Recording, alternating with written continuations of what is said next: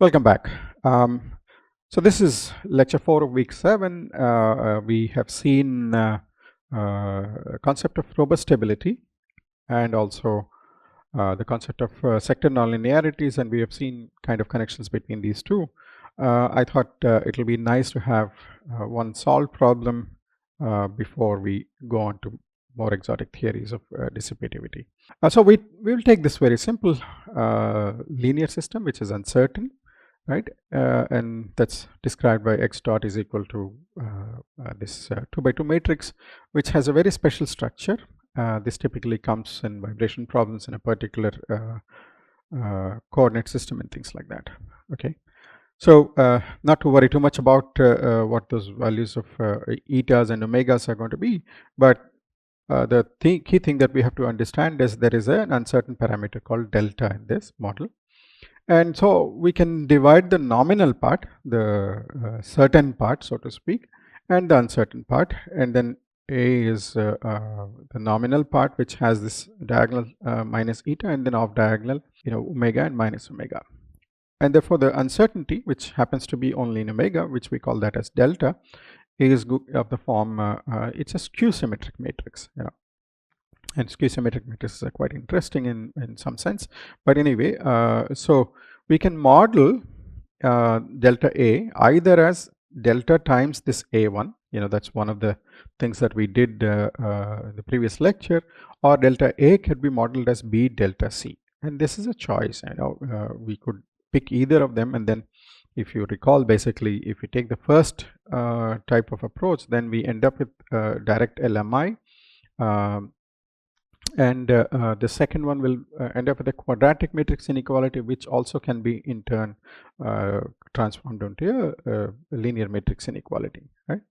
So anyway, so we can either model it as delta A1, where A1 is given by this skew symmetric matrix, or B delta C, where delta is a diagonal matrix and B is nothing but the A1, and then C is identity, right?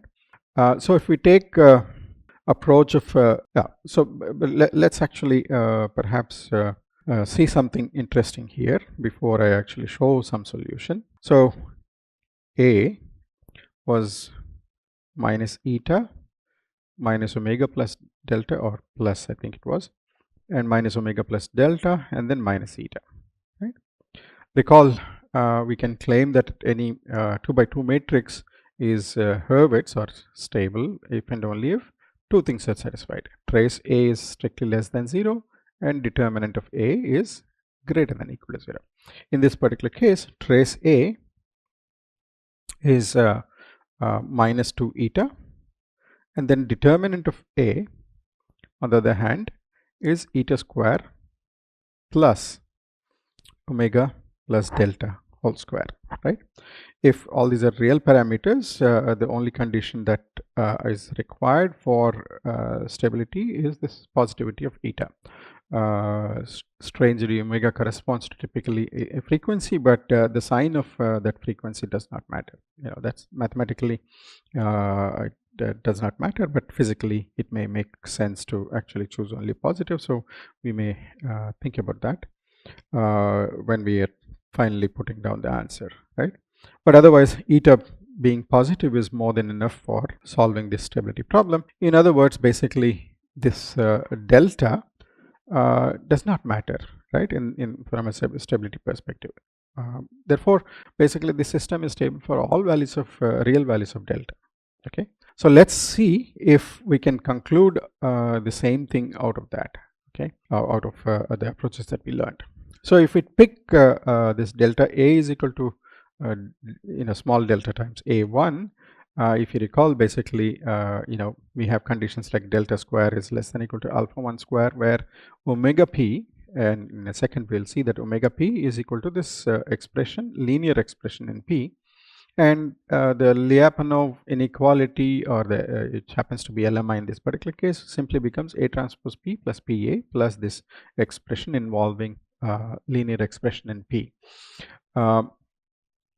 So this is a linear expression, and basically how do we solve this? Using the LMI toolbox, and when we solve this, it was found out that basically the value that this test allows, I mean, meaning you can find this P for all values of alpha 1, less than, greater than or equal to 2, right? Sorry, less than or equal to 2. So for any value less, for alpha 1 less than 2, this particular equation seems to have solution. But of course, it's tricky because we have additional parameter of alpha, so it seems to be an iterative procedure. There may be a simpler way of looking at it, but the way I look at it is if you pick different values for alpha and and alpha 1 and then solve it as part of your LMI toolbox, right? And then we end up with a result that says this particular system seems to be stable for all values of alpha 1 less than 2. Okay, why I am saying it seems to be and things like that is because this test is not necessary. This is only sufficient condition. So we found at least for alpha 1 is equal to 2, this particular problem is a solution. Perhaps if we play enough, maybe we can find something else, but didn't look like in the trials that I made, right? So that's one way of doing it. And the second way of it is if you have delta A is modeled as B delta C, there are a couple of ways of picking this omega P from the robust control lecture. The simplest one is basically if delta transpose delta is less than or equal to n, that's the uncertainty capturing. The corresponding omega P becomes a quadratic function in P, alpha P B transpose P plus alpha inverse C transpose NC.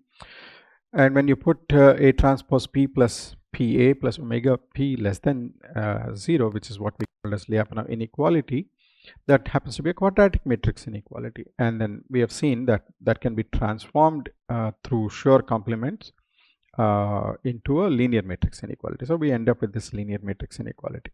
So what do we have in terms of parameters? Certainly. So this matrix inequality is linear in P for sure, but it's also linear in these parameters n and q, and there is an alpha. But by thinking carefully about it, we can actually solve this problem in a more efficient manner than the previous method where we have a couple of parameters looking for. So instead of trying to actually pick n and then see if this satisfies and things like that, we can search for n. N has to be non-negative definite, q also has to be non-negative definite, and so on. Okay, so and we can, where is this q coming from? Q actually has to be an identity matrix coming from this alpha and things like that. So we can put all that structure in this LMI toolbox, and after all that struggle, it turns out basically in this particular test is saying that something like basically the delta is stable when the system is stable for all values of delta less than or equal to 0.95, right? The previous one said for all values of delta less than 2, the absolute values of delta less than 2. This particular test, even worse, seems to be giving an stability guarantees up to 0.95. Once again, basically, in this particular case, we can't improve simply because we used up all the parameters the way we programmed it, the way I programmed it. So there's not much hope in terms of using this test for even better results. So I mean, this is a big lesson. All these are sufficient conditions, and we tend not to have actually exact answers most of the time, right? But there's a third method that I presented, and there could be umpteen number of other methods, but this is kind of typically a general method that can be computationally made relatively easy, right? In this particular method, we have this kind of expression where delta satisfies this delta q delta plus delta transpose s plus s transpose delta minus q less than or equal to 0, where q is greater than 0. And S happens to be symmetric, to satisfy this particular condition for the uncertainty we picked. Let me go through some of these details. Basically, if you recall, delta happens to be an identity times some parameter delta, right? So if S is Q symmetric, this part, the middle part, is going to be 0. So for any S, this is going to be true. This part is going to be 0. And then for any q that is positive definite, this is going to be satisfied if delta is less than or equal to 1, right? So so and then we can basically solve that through an LMI, right? Only variation that we have to really do is basically put an alpha here in front of Q, and then that may end up with as a parameter here, and you can, for each of these parameters, we can solve this particular problem, right? So so when we do that, it turns out this particular test is showing that the system is stable for all values of delta. No matter what the value of delta, we can always find a solution to this particular LMI with that scaling that I just mentioned. So this is an example that kind of tells us, you know, we can have multiple tests for same kind of uncertainty. You can model your uncertainty in a different way. Some of the tests are special cases of another. You know, for example, the two tests that we showed at the end, the second is a special case of the third test. So we never have to look at the second test at all. But there are multiple other ways of looking at this problem, and then perhaps each result will give its own you know, guarantees, right? So of course this is an example where we actually know for sure from basic observation that the system can never become stable for that uncertainty, and one of our tests gives that, but other tests are really poor in predicting that particular guarantee, right? So you know, the various steps involved in solving the problem is identifying such different ways of modeling these uncertainties and using the appropriate methods that correspond to those modeling uncertainties. And then of course in some cases you know, these uncertainties are in the form of nonlinearities, and we can use absolute stability theory for that. And if some of those uncertainties tend to be dynamic in nature, then we have to go for something like dissipative theory, which we will cover in the next lecture. Thank you.